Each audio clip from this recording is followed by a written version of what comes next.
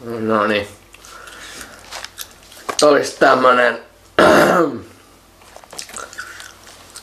Copter Screen Protector developed for military use, lifetime warranty. Elinikäinen takuu siinä. Tämä on siis tämmönen suoja tämmöiselle Samsung Galaxy S-puhelimelle esimerkiksi. Ja se on jo nyt laitettu tähän puhelimeen tämä suoja. Ja nyt sitten näytetään tästä, jos siihen jää yhtään tosta näkee. No niin.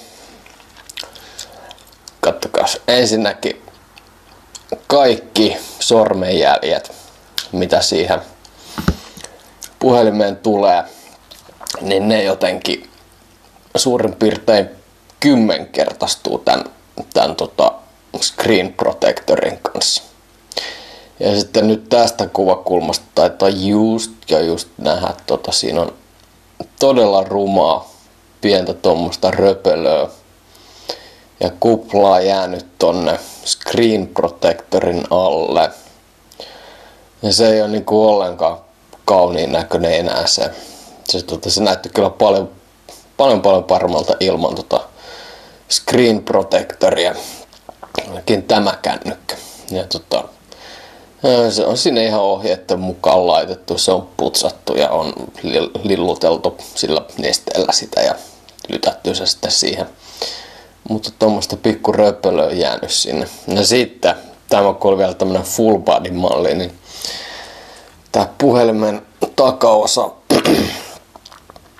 sinne se oli todella vaikea laittaa ja tossa näkyy ihan tommosia selkeästi, mitenköhän päin tää kursulla nyt näkis.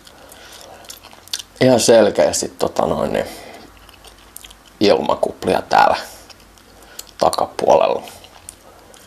Ja se ei näytä ollenkaan hyvältä. Ei. Ja sitä en sitten tiedä, että kuinka hyvin tämä suojaa iskulta ja nirhaumilta sun muilta, mutta ei tämä kyllä kaunis ole ainakaan tässä mun puhelimessa. Mutta siinäpä se nyt sitten nököttää, että eipä sitä enää oikein revittyä irtikään tosta saa tämmöstä tällä kertaa.